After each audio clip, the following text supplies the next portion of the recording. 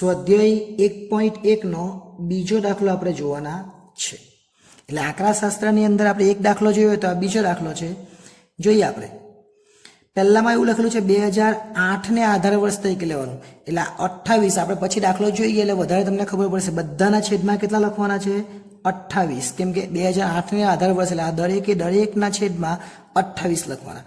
પરંપરિત આધારની રીતે એટલે આપણે શું કરેલું તો આગળનું વર્ષ લેવાનું 28.50 ના છેદમાં 28, 29.50 ના છેદમાં 28.50, 30 ના છેદમાં 29.50 એ જ ના, અને પછી 2009-10 છે એને આપણે આધાર વર્ષ તરીકે લેવાનું, એટલે 2009 અને 2010 નો સરવાળો કરવાનો। 2009 માં કેટલા છે તો 28.50, 2010 માં કેટલા છે તો 29.50, આ બંનેનો સરવાળો કરવાનો અને ભાગ્યા 2 કરવાના।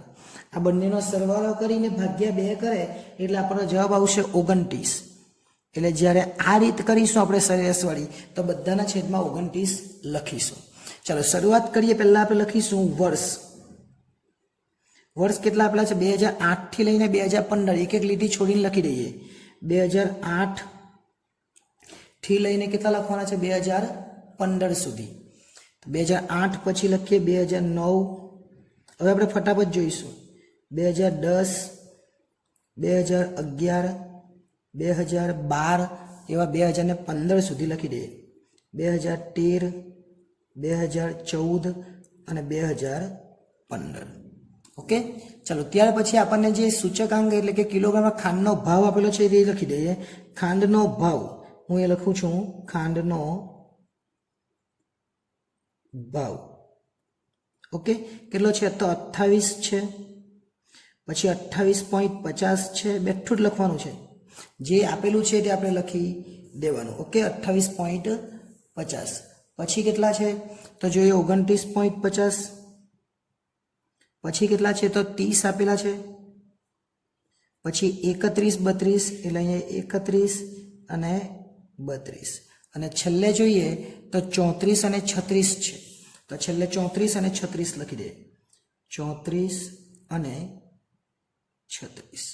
ઓકે, એટલે આ લખી દેવાનું અને પછી હું કીધું 2008 ને આધાર વર્ષ તરીકે લેવાનો।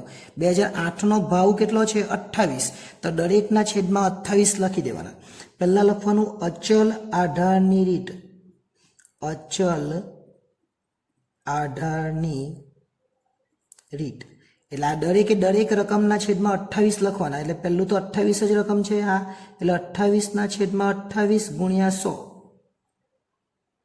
બીજી રકમ 28.50 એટલે 28.50 ના છેદમાં 28 ગુણ્યા 100। હવે 28 કેમ લેવું છો તમને ખબર હશે, 2008 કીધું છે અને 2008 નો ભાવ 28 છે। 29.50 એના છેદમાં 28 લખવાના, બધાના છેદમાં આપણે કીધું એટલે જો અહીંયા 2008 ની જગ્યાએ 2011 આપ્યો હતો તો દરેકના છેદમાં 30 લખવા પડે। અહીંયા 30 છે, લખવાના કેટલા છેદમાં 28 ગુણ્યા 100, 31 છે એના છેદમાં 28 ગુણ્યા 100, એ જ રીતના 32 છે એના છેદમાં 28 ગુણ્યા 100, 34 છે એના છેદમાં 28 ગુણ્યા 100, અને 36 છે એના છેદમાં 28 ગુણ્યા 100। દરેકના છેદમાં આપણે 28 લખવાના। હવે સાદું રૂપ આપી દે, 28 ભાગ્યા 28 ગુણ્યા 100 એટલે 28 નીકળી જાય તો કેટલા આવે 100। હવે 28.50 ભાગ્યા 28 ગુણ્યા 100 એટલે 101.79, 101.79। એ જ રીતના 29.50 છે ભાગ્યા 28 ગુણ્યા 100 એટલે કેટલા આવશે 105.36। એ જ રીતના 30 ભાગ્યા 28 ગુણ્યા 100 એટલે 107.14 આવશે। એ જ રીતના 31 ભાગ્યા 28 ગુણ્યા 100 એટલે 110.71 આવશે। અને છેલ્લે 3 રકમ બાકી છે, 32 ભાગ્યા 28 ગુણ્યા 100 એટલે 114.29 આવશે। 34 ભાગ્યા 28 ગુણ્યા 100 એટલે 121.43 આવશે। અને છેલ્લે 36 ભાગ્યા 28 ગુણ્યા 100 એટલે 128.57 આવશે. એટલે આ રીતે આપણે અચલ આધારની રીતે સૂચકાંક શોધી શકીએ. બધાના છેદમાં આપણે કેટલા લીધા? 28 લીધા. બીજી રીત છે એ પરંપરિત આધારની રીત. તો અહીં આપણે લખીશું પરંપરિત આધારની રીત. કઈ રીત છે? પરંપરિત આધારની રીત. એટલે આગળનું જે વર્ષ છે દરેકના છેદમાં લખવાનું. જો આગળનું વર્ષ એટલે કયું? જોજો આ 28 છે. પરંપરિત એટલે પહેલું 100 લખી જ દેવાનું. પરંપરિતમાં પહેલા કેટલા આવે? 100 આવે. આમાં નહીં આવે, હે આમાં તો 28 કીધું. આમાં તો 30 હોય તો 28 ના છેદમાં 30 આવતે, બરાબર. તો હવે શું કરવાનું? 28 ના છેદમાં 28 એટલે 100 આવવાના. હવે 28.50 છે, એનું આગળનું વર્ષના કેટલા છે? તો 28 જ છે, ગુણ્યા 100. એટલે એ જવાબ પર બેઠો જવાનો કેટલો? આ જે છે એ છે 101.79. ચલો ત્યાર પછી કેટલા છે? 29.50. એટલે અહીંયા લખીશું 29.50. એના આગળના વર્ષમાં કેટલા છે? તો 28.50 છે. એટલે અહીંયા લખીશું આપણે 28.50 ગુણ્યા 100. અહીંયા કેટલા છે? 30. ચાલુ વર્ષમાં 30 છે. આગળના વર્ષમાં કેટલા છે? તો 29.50. એટલે અહીંયા લખીશું 29.50 ગુણ્યા 100. એ જ રીતના અહીંયા કેટલા છે? 31. આગળના વર્ષમાં કેટલા છે? તો 30 ગુણ્યા 100. એ જ રીતના અહીંયા કેટલા છે? 32. આગળના વર્ષમાં કેટલા છે? તો 31 ગુણ્યા 100. અહીંયા 34 છે. આગળના વર્ષમાં 32 છે, તો છેદમાં 32 લખવાના ગુણ્યા 100. અને અહીંયા 36 છે. આગળના વર્ષમાં 34 છે, તે 34 લખવાના ગુણ્યા 100. ટૂંકમાં અચલ કહે તો દરેક વખતે સરખું જ આવે જે અચલ કીધેલું હોય. જો 2008 કીધું, 2008 28 એટલે બધાના છેદમાં 28 લખ્યા. અને પરંપરિત કહે તો આગળનું વર્ષ એટલે કે આના છેદમાં આ લખવાનું. 29.50 ના છેદમાં 28.50, 30 ના છેદમાં 29.50, 31 ના છેદમાં 30, 32 ના છેદમાં 31, 34 ના છેદમાં 32 અને 36 ના છેદમાં 34. એ રીતના પરંપરિતમાં કરવાનું. હવે આપણે ભાગાકાર કરી નાખીએ. ચલો કેટલા આવવાના? 29.50 ભાગ્યા 28.50 ગુણ્યા 100 એટલે 103.51 આવશે. એ જ રીતના 30 ભાગ્યા 29.50 ગુણ્યા 100 એટલે 101.69 આવશે. એ જ રીતના 31 ભાગ્યા 30 ગુણ્યા 100 એટલે કેટલા આવશે? 103.33 આવશે. 32 ભાગ્યા 31 ગુણ્યા 100 એટલે કેટલા આવવાના? તો 103.23 આવશે. અને ત્યાર પછી 34 ભાગ્યા 32 ગુણ્યા 100 એટલે કેટલા? તો 106.25 આવશે. અને છેલ્લે 36 ભાગ્યા 34 ગુણ્યા 100 એટલે 105.88 આવશે. એટલે આ રીતે આપણે પરંપરિત આધારની રીત પણ કરી શકીએ. હવે છેલ્લી રીત એટલે કઈ? તો છેલ્લી રીતમાં આપણે સરેરાશને આધાર તરીકે લેવાનું. અને કઈ સરેરાશ? તો 9 અને 10. તો 9 અને 10 માં આપણે આ સરેરાશ જોઈ શકીએ. 28.50 અને 29.50 આપણે લીધી એટલે કેટલા આવ્યા? 29. તો 29 ને બધાના છેદમાં લખી દેવાનું. અહીં લખવાનું સરેરાશ આધારની રીત. ફરીથી સાંભળજો, આ 3 દાખલા પૂછાવાના નથી. ક્યાં તો તમને અચલ પૂછાય, ક્યાં તો તમને પરંપરિત પૂછાય, ક્યાં તો તમને સરેરાશ પૂછાય. એટલે તમારે શું કરવાનું છે? વર્ષ, ખાંડનો ભાવ અને અચલ પૂછાય તો આ લખવાનું.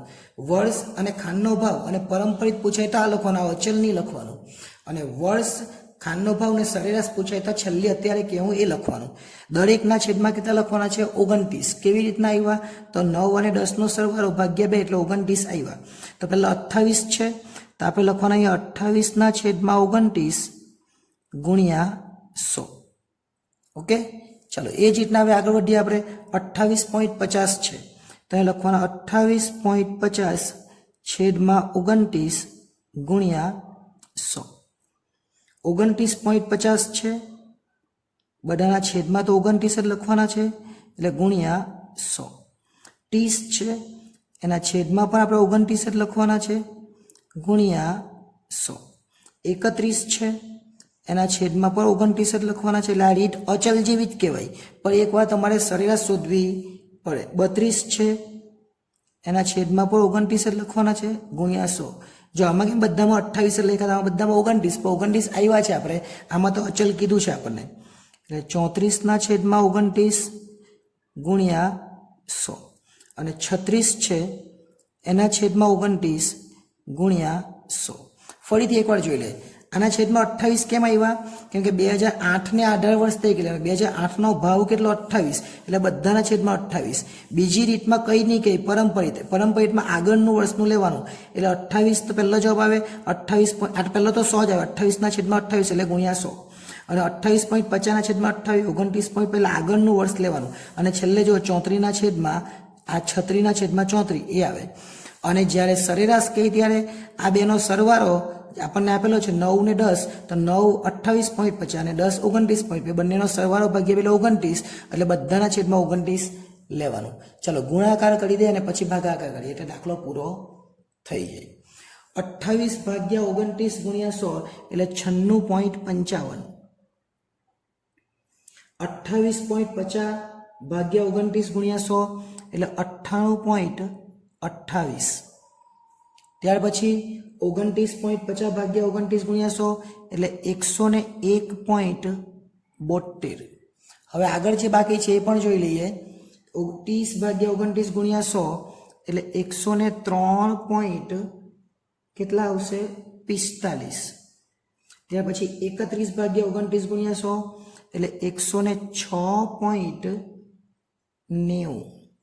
ત્યાર પછી 32 ભાગ્યા 29 ગુણ્યા 100 એટલે 110.34. અને છેલ્લા બે બાકી છે એ પણ જોઈ જ લઈએ. એટલે 34 ભાગ્યા 29 ગુણ્યા 100 એટલે 117.24. અને છેલ્લે 36 ભાગ્યા 29 ગુણ્યા 100 એટલે 124.14. હવે અહીંયા તો 3 દાખલા થયા. કયા કયા? એક અચલ વાળો દાખલો થયો, બીજો પરંપરિત વાળો દાખલો થયો અને ત્રીજો સરેરાશ વાળો દાખલો થયો. તમને આ 3 માંથી કોઈ એક જ પરીક્ષામાં પૂછવામાં આવશે. બોર્ડની પરીક્ષા હોય, એ પહેલી પરીક્ષા હોય, બીજી પરીક્ષા હોય, તમને 3 માંથી કોઈ એક જ પૂછે. એટલે તમારે વર્ષ લખવાનું, ખાંડનો ભાવ અને અચલ આધારની રીતનો આ દાખલો. વર્ષ, ખાંડનો ભાવ, હવે અચલ નહીં લખવાનું, પરંપરિત પૂછાય તો આ લખવાનું. વર્ષ, ખાંડનો ભાવ અને પછી સરેરાશ આપેલી તો આ લખવાનું. 3 માંથી કોઈ પણ એક લખવાનું. અત્યારે તમે વચ્ચે વચ્ચે આ લાઈન પર દોરી શકો, આ રીતના લાઈન દોરી દેવાનું એટલે આ છૂટું થઈ જાય. અત્યારે મેં લાઈન દોરી નથી, બાકી તમે અહીંયાથી આ સ્કેલથી તમારે લાઈન કરી દેવાનું એટલે થોડું અલગ દેખાય. અને આવું નહીં કરવું હોય તો તમારે એક જ દાખલો કરવાનો, પાછું નીચે લખવાનું વર્ષ, અહીં નીચે લખવાનું વર્ષ, ખાંડ અને પછી પરંપરિત, પાછું લખવાનું વર્ષ, ખાંડ અને પછી લખવાનું સરેરાશ. એમ 3 અલગ અલગ દાખલા કરો તો પણ ચાલે. એટલે આ હતો સ્વાધ્યાય 1.1 નો બીજો દાખલો. નેક્સ્ટ ટાઈમ જ્યારે મળીશું ત્યારે ત્રીજો જે દાખલો છે એના વિશે અભ્યાસ કરીશું. આભાર.